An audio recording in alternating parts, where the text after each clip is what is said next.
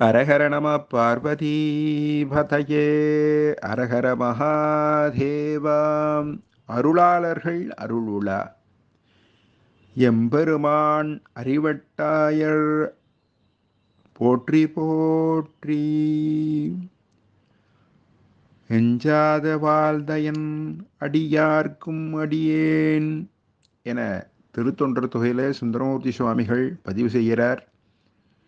வல்லல் பிறார்க்கு அமுதியந்தி வருவான் உகலும் எதை தொடங்கி அல்லல் பழனக் கணமங்கலத்து அறிவாள் தாயானே அப்படின்னு சொல்லி நம்பியாண்டார் நம்பிகள் போற்றி சொல்கிறக்கூடிய அடியவர்.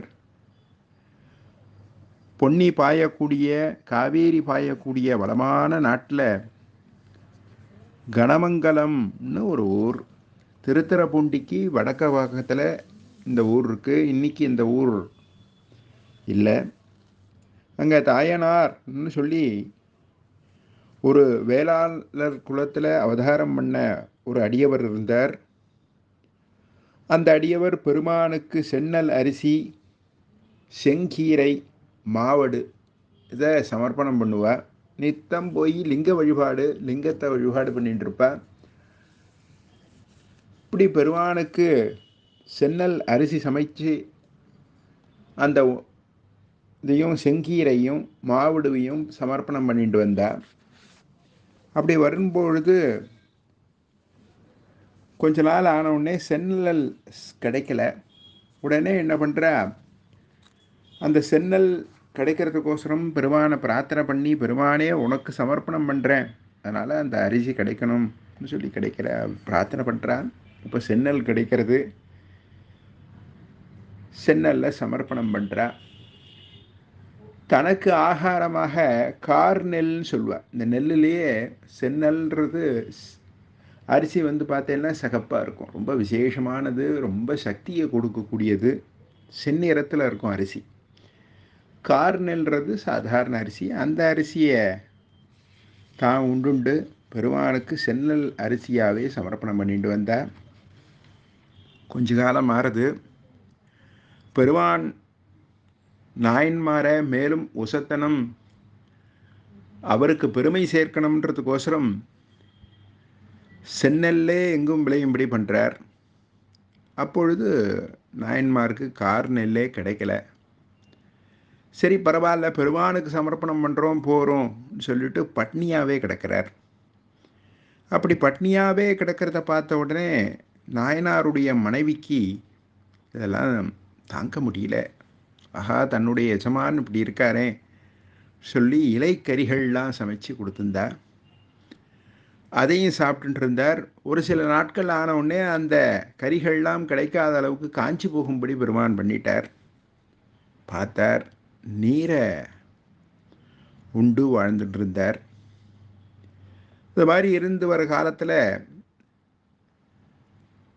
உடம்புல ஆகாரம் இல்லாதனால இவருக்கு உடம்புல சோர்வெல்லாம் ஏற்பட்டிருக்கு. அந்த சோர்வோடு ஒரு நாள் என்ன பண்ணுறார், கையில் சென்னல் அரிசி எடுத்துண்டு செங்கீரையும் கையில் ஏந்திண்டு மாவுடுவை எடுத்துட்டு பெருமானுக்கு சமர்ப்பணம் பண்ணுறதுக்கோசரம் போகிறார். அப்போது நாயன்மாருடைய துணைவியார் என்ன பண்ணுறா, பஞ்சகவ்யம் ஏந்திட்டு போகிறா. அப்படி ஏந்திண்டே போகும்பொழுது வயலில் கால்கள்லாம் ஆகாரம் இல்லாதனால தடுமாறி வயல் சார்ந்த பகுதியில் தரையில் கீழே விழுந்துடுறா. அப்படி விழுந்த உடனே இவருக்கு ரொம்ப சங்கடமாக போயிடுறது. இந்த சென்னல் தரிச்சு கீரை செதறி மாவடு செதறி கீழே விழுறது. ரொம்ப வருத்தப்பட்ட தாயனார் என்ன பண்ணுறார், அறிவாளால் தன்னுடைய ஊட்டியை, அதாவது கையை வெட்டிக்கிறதுக்கோசரம் எடுக்கிறார். எடுத்து அறிவாளால் வெட்ட போகும்பொழுது பெருமானுடைய கை அந்த பூமியிலேருந்து வந்து நாயன்மார் கையை பிடிச்சிக்கிறது. உடனே மாவடு கடிச்சா என்ன ஒரு சத்தம் வருமோ, விட்டேல் விட்டேல்னு ஒரு சத்தம் கேட்கறது. பெருமான் உடைய ஆசீர்வாதம் தடுத்து பெருமான் காட்சியாக தரார். தாயனார் அறிவால் தன்னுடைய கையை வெட்டிக்கிறதுக்கோசரம் எடுத்ததுனால அறிவட்டையார் ஒரு சிறப்பு பெயர் பெறார். அறிவட்டாய நாயனார் எல்லாராலையும் அழைக்கப்படுகிறார். விசேஷமான சிவனடியார். தை மாதம் திருவாதிரை நட்சத்திரம் இவருடைய நட்சத்திரம். திருவாதிரை நட்சத்திரம் விசேஷமானது.